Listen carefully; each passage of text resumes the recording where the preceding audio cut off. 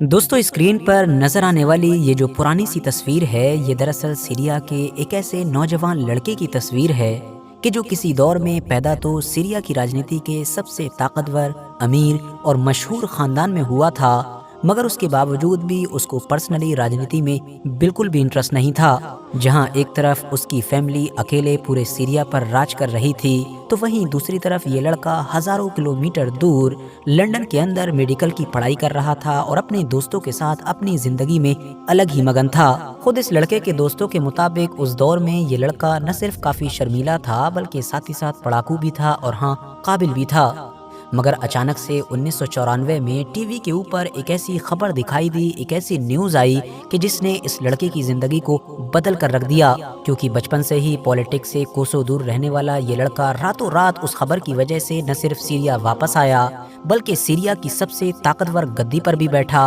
और उसके बाद यही काबिल, शर्मीला और सीधा सा लड़का ही एक ऐसे खूंखार नेता में बदल गया कि जिसको अगर मौजूदा मुस्लिम दुनिया का सबसे जालिम नेता कहा जाए तो शायद कहना गलत नहीं होगा। कोई ऐसा वॉर क्राइम नहीं कि जो इस इंसान ने अपने लोगों के खिलाफ किया ना हो, या एटलीस्ट उस क्राइम को करने का इस इंसान के ऊपर इल्जाम ना लगा हो। यही वजह है कि खुद सीरिया या इसके आसपास के भी बहुत सारे इलाकों में अब इस नेता को मॉडर्न सीरिया का यजीद कहा जाने लगा। दरअसल अभी तक तो आप लोग समझ भी चुके होंगे कि यहाँ पर किसी और की बात नहीं हो रही है, बल्कि सीरिया की गद्दी पर लंबे वक्त से बैठे हुए उसी प्रेसिडेंट की बात हो रही है कि जिसको दुनिया आज के दौर में बशर अल असद या बशर अल असद के नाम से जानती है। दोस्तों, सीरिया के बशर अल असद की जिंदगी पर और भी गहराई के साथ रोशनी डालें, उससे पहले मेरी आप लोगों से बस एक छोटी सी रिक्वेस्ट है कि अगर अभी तक आप लोगों ने हमारा सेकंड चैनल कि जिस पर हम लोग मेनली न्यूज़ कवर करते हैं उसको सब्सक्राइब नहीं किया है, तो डिस्क्रिप्शन और कमेंट्स बॉक्स में दिए गए लिंक के जरिए से कर सकते हैं। बाकी यूट्यूब पर साजिद सुहेब लिखकर भी सर्च कर सकते हैं। अब मुद्दे पर वापस आएं तो बशर अल असद का जन्म 11 सितंबर साल 1965 में हुआ था। इनके फादर का नाम हाफिज अल असद था। हाँ, वही हाफिज अल असद जो दरअसल बशर अल असद से पहले सीरिया के राष्ट्रपति हुआ करते थे। ये एक ऐसी फैमिली थी कि जो अभी कुछ वक्त पहले तक भी काफी गरीब हुआ करती थी और माइग्रेट करके यहाँ पर आई थी। मगर फिर हाफिज अल असद ने सीरिया की फौज को ज्वाइन किया और धीरे धीरे फौज में अपनी पकड़ बनाई, ऊंचे ऊंचे पदों पर पहुंचते चले गए। और एक दिन वो आया कि जब इन्होंने हुकूमत का तख्ता पलट करके खुद ही हुकूमत हासिल कर ली। 1971 में एक फौजी तख्ता पलट के बाद ये सीरिया की गद्दी पर ऐसे बैठे कि फिर अपनी मौत मतलब कि साल 2000 तक उठे ही नहीं। और जब उठे तो उसके बाद अपने बेटे को बैठा दिया, जो बेटा आज तक बैठा हुआ है। बशर अल असद हाफिज अल असद की तीसरी औलाद जबकि दूसरे बेटे थे, और इन्होंने अपनी शुरुआती पढ़ाई तो दमिश्क या इसके आसपास के इलाकों में ही की। बाद में अपनी हायर एजुकेशन के लिए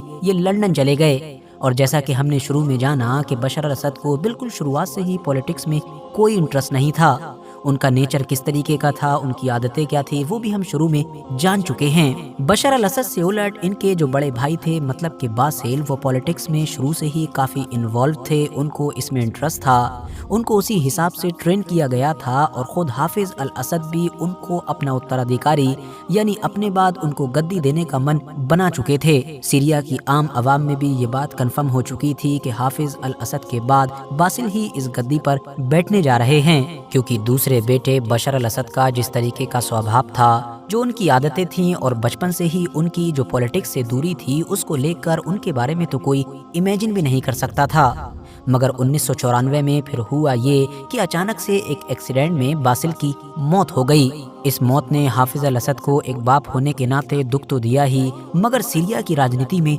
हड़कंप भी मचा दिया। वो इसलिए क्योंकि हाफिज अल असद के जिनकी उम्र अब काफी हो चुकी थी और जो बेटेंशन बैठे हुए थे कि उनकी विरासत को उनका बड़ा बेटा संभालेगा, अब उनके सामने ये सबसे बड़ा सवाल खड़ा हो चुका था कि आखिर बड़े बेटे की मौत के बाद अब इस राजनीतिक विरासत को कौन संभालेगा। क्योंकि बशर अल असद जो लंदन में रह रहे थे, उनका तो बचपन से ही राजनीति से कोई लेना देना नहीं था। बस इसीलिए फौरन अब इमरजेंसी की कंडीशन में सब कुछ छोड़ छाड़ कर लंदन से ज़बरदस्ती बशर अल असद को सीरिया लाया गया और यहाँ पर उनकी तैयारी शुरू करवाई गई। और सबसे पहले उनको 3 लेयर्स में ट्रेनिंग दी गई। पहली ट्रेनिंग के तहत तो ये किया गया कि जितने भी सीरिया के सरकारी सेक्टर्स थे, मतलब गवर्नमेंट के सेक्टर्स थे, और साथ ही साथ जो फौज थी या फिर कमांडो यूनिट्स वगैरह थे, उन सब का बशर अल असद को चीफ बना दिया गया। تاکہ بشر الاسد کو اندازہ ہو سکے کہ سرکاری ڈپارٹمنٹس کس طریقے سے کام کرتے ہیں اور خاص طور سے آرمی کس طریقے سے کام کرتی ہے، کیونکہ سیریا کی آرمی سیریا کے پریزیڈنٹ کے انڈر میں رہتی ہے، تو ہو نہ ہو آگے چل کر بشر الاسد کو اس آرمی کو کنٹرول کرنا تھا۔ دوسری لیئر کی ٹریننگ میں کیا یہ گیا کہ بشر الاسد کی امیج کو سیریا کے عام لوگوں میں ڈیولپ کروایا گیا، وہ اس طرح کیونکہ یہ بات تو عام لوگوں کو پہلے سے ہی پتا تھی کہ یہ جو بشر الاسد ہے اس کا راجنیتی سے کوئی لینا دینا نہیں ہے، یہ تو بہت سیدھا لڑکا ہے، شرمیلا لڑکا ہے، اور ہاں سب سے بڑھ کر یہ کہ قابل لڑکا ہے۔ مگر اب سیکنڈ لیئر کی ٹریننگ کے تحت میڈیا کیمپین شروع کروائی گئی اور لوگوں کو یہ احساس دلوایا گیا کہ کیونکہ بشر الاسد کے اندر یہ کوالٹیز ہیں تو ایسا تو کوئی نیتا ہوتا ہی نہیں ہے، تو ہم کو تو یہی نیتا چاہیے ہے، کیونکہ یہ ہو نہ ہو سیریا کو بدل کر رکھ دے گا۔ اب کیونکہ یہ سچائی بھی تھی کہ بشر الاسد کو خود سوشل ورک وغیرہ میں کافی انٹرسٹ تھا، وہ ان چیزوں میں کافی بڑھ چڑھ کر حصہ لیا کرتے تھے، تو اس چیز کو بھی خوب میڈیا کے ذریعے سے پروموٹ کیا گیا اور کل ملا کر ان کی ایک ریفارمسٹ کی امیج تیار کر دی گئی، اور آخر میں ان کو ملٹری ٹریننگ وغیرہ بھی دی گئی، اور اس طرح سے ان کو اب گدی سنبھالنے کے لیے لگ بھگ تیار کر دیا گیا۔ سن 2000 میں جب 1971 سے سیریا کی گدی سنبھال رہے حافظ الاسد کی موت ہوئی تو فائنلی کچھ وقت کے بعد ہی ان کے بیٹے مطلب کہ بشر الاسد کو سیریا کی گدی پر بیٹھا ہی دیا گیا۔ مگر ورتھ نوٹسنگ بات یہ ہے کہ سال 2000 آنے کے بعد بھی ایک راشٹرپتی بننے کے حساب سے بشر الاسد کافی ینگ تھے، ان کی عمر اتنی زیادہ کم تھی کہ ان کو زبردستی راشٹرپتی بنانے کے لیے سیریا کے قانون میں تک بدلاؤ کر دیا گیا، وہ اس طرح کہ سیریا کے قانون میں دیش کا راشٹرپتی بننے کے لیے کم سے کم عمر جو 40 سال تھی اس کو گھٹا کر 34 کر دیا گیا، تاکہ حافظ الاسد کے بیٹے بشر الاسد اس عمر میں فٹ آ سکیں۔ وہ دن تھا اور آج کا دن ہے کہ بشر الاسد سیریا کی گدی سے ہٹے ہی نہیں ہیں، چناؤ بھی ہوتے رہے ہیں، کبھی ایمانداری تو کبھی بے ایمانی، لیکن جیت تو آخر بشر الاسد کی ہی ہوتی ہے۔ شروعات میں بشر الاسد نے جب سیریا کی گدی سنبھالی تھی تو ان کے پاس لگ بھگ سارے ہی لوگوں کا سپورٹ تھا، سیریا کی لگ بھگ ساری ہی عوام خوش تھی۔ اس کی پہلی وجہ تو یہ تھی کہ کیونکہ ان کے جو فادر تھے مطلب حافظ الاسد وہ ایک ظالم ڈکٹیٹر ثابت ہوئے تھے، ان کے دور میں چاہے کرپشن ہو یا الگ الگ فرقوں اور مذاہب کے نام پر ڈسکریمنیشن ہو یا اپنے ورودیوں کی دردناک طریقے سے آواز دبانے کا معاملہ ہو، یہ ساری ہی چیزیں ٹاپ پر نظر آتی تھیں۔ مگر کیونکہ بشر الاسد کی امیج تو اپنے فادر سے بالکل اپوزٹ تھی، لوگوں کو لگتا تھا کہ یہ تو باہر سے پڑھ کر آیا ہوا ایک سیدھا سادہ لبرل سوچ رکھنے والا لڑکا ہے، جو ظاہر ہے بالکل الٹ ہوگا۔ فرقوں اور دھرموں کے نام پر جو بہت سارا بھید بھاؤ ہوتا ہے، لوگوں پر ظلم و ستم ہوتا ہے، وہ تو سب ختم ہو ہی جائے گا، ساتھ ہی ساتھ اور بھی جو پولیٹیکل رائٹس ہیں وہ لوگوں کو ملنے لگیں گے۔ مگر دوستو، لوگوں کی یہ ساری ہی امیدیں غلط ثابت ہوئیں، کیونکہ دھیرے دھیرے اب سیریا میں سب کچھ بدلتا چلا گیا، وہ اس لیے کیونکہ بشر الاسد کے جنہوں نے بدلاؤ کے وعدے تو بہت کر لیے تھے لیکن بعد میں اپنے فادر کی ہی ساری پالیسیز کو آگے جاری رکھا۔ آپ کو پتا ہونا چاہیے کہ سیریا آبادی کے حساب سے کافی ڈائیورس دیش ہے، مطلب وہاں پر کرسچن بھی ہیں، مسلم بھی ہیں، اور مسلم میں بھی سنی اور شیعہ دونوں گروپ پائے جاتے ہیں۔ مگر ان سبھی میں سے بھی جو سب سے بڑی آبادی ہے، یا یہ کہہ سکتے ہیں کہ جو سیریا کی زیادہ تر آبادی ہے، وہ دراصل سنی مسلم ہے۔ مگر کیونکہ الاسد فیملی کا تعلق شیعہ گروپ سے تھا، اور شیعہ گروپ میں بھی جو ایک خاص طبقہ ہوتا ہے کہ جس کو علوی یا پھر الوائد وغیرہ کہا جاتا ہے، اس سے تھا۔ بشر الاسد کے فادر حافظ الاسد کے جو کسی دور میں حکومت کا تختہ پلٹ کر کے گدی پر بیٹھے تھے،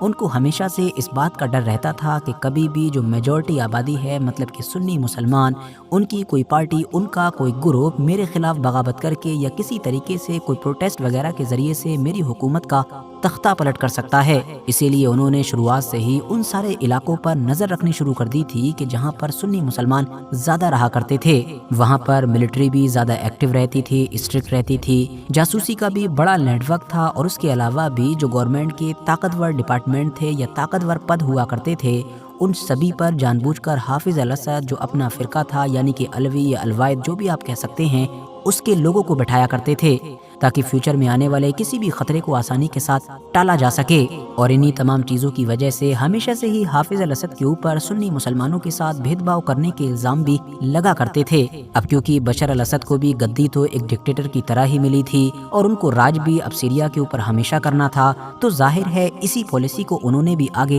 جاری رکھا۔ मगर उसके बावजूद भी शुरुआती सालों में उनको हुकूमत करने में कोई प्रॉब्लम नहीं हुई, और वजह वही थी जैसा कि मैंने आपको बताया कि उनकी इमेज अलग थी, तो लोगों को उनसे उम्मीदें भी थीं। मगर फिर साल 2006 से लेकर 2010 के बीच हुआ ये कि सीरिया में बारिश कम होने की वजह से सूखा पड़ता चला गया। नतीजा ये हुआ कि लोगों का हाल बुरा हो गया, भुखमरी फैल गई, गरीबी फैल गई, लोगों को फाइनेंशियली काफ़ी प्रॉब्लम होने लगी। और इन सभी चीज़ों का जिम्मेदार बशर अल असद को माना गया, क्योंकि उन्होंने वक्त रहते इन तमाम चीज़ों को लेकर कोई भी कदम उठाए ही नहीं थे, बल्कि उनकी हुकूमत में तो खुल्लम खुल्ला भेदभाव, जुल्म सितम और करप्शन चल रहा था। स्पेशली करप्शन के मामले में तो जो भी रिपोर्ट आती थी उसमें सीरिया टॉप किया करता था। नतीजा ये हुआ कि लोगों का गुस्सा बढ़ता ही चला गया। बस सिर्फ और सिर्फ अब एक चिंगारी की ज़रूरत थी, और वो चिंगारी आई 2011 में कि जब अरब स्प्रिंग का आगाज़ हुआ और आसपास के बहुत सारे देशों के अंदर आम लोगों ने प्रोटेस्ट के जरिए से अपनी पुरानी से पुरानी हुकूमतों और डिक्टेटर्स को उखाड़ फेंका। सीरिया के लोगों के लिए भी अब एक उम्मीद की किरण जागी, क्योंकि जब आसपास के देशों में उन्होंने ये होता हुआ देखा तो उनको लगा वो भी कर सकते हैं। इसीलिए 2011 में सीरिया के इन सभी बुरे हालात की वजह से बशर अल असद की हुकूमत के खिलाफ लोगों ने प्रोटेस्ट शुरू कर दिए, और लोग बशर अल असद से इस्तीफा देने की यानी कि गद्दी से हटने की मांग करने लगे। बशर अल असद जो ऑलरेडी अरब के बहुत सारे देशों में देख चुके थे कि इन प्रोटेस्ट की वजह से क्या हुआ है, वो पहले से ही घबराए हुए थे। इसीलिए उन्होंने फौरन अपनी फौज को अलर्ट कर दिया था और किसी भी तरीके से इन प्रोटेस्ट को रोकने का ऑर्डर दे दिया था। नतीजा ये हुआ कि बशर अल असद के ऑर्डर पर आर्मी ने क्रैकडाउन शुरू कर दिया, और आम लोग के जो पीसफुल प्रोटेस्ट कर रहे थे उनके खिलाफ गोलियां वगैरह चला दी गई, हेलीकॉप्टर का इस्तेमाल किया गया, शहरों के अंदर टैंक्स उतार दिए गए, आर्मी ही आर्मी नजर आने लगी और आम लोगों की अपनी ही आर्मी की गोली से जाने लगी। मगर यही चीज बशर अल असद के लिए उल्टी पड़ गई, क्योंकि वो सारे प्रोटेस्ट जो सिर्फ 1, 2 या 3, 4 शहरों में शुरू हुए थे, अब वो पूरे सीरिया में गुस्से की वजह से फैलने लगे। लोग जगह जगह पर सड़कों पर नजर आने लगे। एडवांस हथियारों से लैस सीरियन आर्मी और आम निहत्थे लोगों के बीच झड़पें होने लगी, जिसमें आम लोगों की जानें भी जाने लगी। मगर अपनी ही आर्मी के जरिए से आम लोगों पर किए जा रहे इस जुल्म सितम का एक रिजल्ट ये भी निकल कर आया कि जो सीरियन आर्मी थी उसका ही एक ग्रुप अपनी ही आर्मी और अपनी ही हुकूमत के खिलाफ बागी हो गया और आम लोगों से जाकर मिल गया, और इस तरह से आम लोगों ने भी हथियार उठा लिए। यहाँ से शुरू हुई वो सीरिया की सिविल वॉर कि जिसको अगर 21वीं सदी का सबसे कॉम्प्लिकेटेड टॉपिक कहा जाए तो शायद कहना गलत नहीं होगा, क्योंकि इसमें न सिर्फ बेशुमार लोकल ग्रुप बल्कि बाहर की ताकतें भी वक्त के साथ कूदती चली गईं और हंसता मुस्कुराता ऐतिहासिक देश सीरिया मलबे में बदल गया। हम लोग यहाँ पर सीरिया की सिविल वॉर को तो डिटेल में डिस्कस नहीं करेंगे, क्योंकि उसके लिए आप लोग मेरी सिविल वॉर वाली वीडियो देख सकते हैं। यहाँ पर हम लोग सिर्फ और सिर्फ बशर अल असद की जिंदगी पर रहेंगे। वैसे तो बशर अल असद ने भी अपने फादर की तरह ही शुरुआत से ही, मतलब जब से गद्दी संभाली थी तब से ही अपने ऑपोजिशन को कुचलना शुरू कर दिया था, हर तरीके से खत्म करना शुरू कर दिया था। मगर सारी हदें उस वक्त पार हुई कि जब 2011 में वो सिविल वॉर शुरू हुई कि जो अभी तक भी खत्म नहीं हुई है, क्योंकि इस सिविल वॉर के अंदर जो 5 लाख से भी ज्यादा लोगों की मौतें हो गईं, जाहिर है उसका डायरेक्टली या फिर इनडायरेक्टली जिम्मेदार कोई और नहीं बल्कि बशर अल असद ही हैं, क्योंकि इस सिविल वॉर का आगाज ही बशर अल असद की गद्दी न छोड़ने की जिद से हुआ था। जंग के दौरान भी बशर अल असद ने गद्दी बचाने के लिए और अपने खिलाफ लड़ने वाली किसी भी ताकत को या आम लोगों को खामोश कराने के लिए ऐसी ऐसी चीज़ों का इस्तेमाल किया, ऐसे ऐसे हथियारों का इस्तेमाल किया या ऐसे ऐसे हुक्म दिए कि जिसको इमेजिन भी नहीं किया जा सकता है। केमिकल वेपन्स का इस्तेमाल किया गया, वो भी अपने ही देश के लोगों के खिलाफ। हजारों की तादाद में लोगों को किडनैप कर लिया जाता था, जिनमें से कुछ तो हमेशा के लिए गायब ही हो जाते थे, जबकि कुछ को बुरी तरीके से कैद करके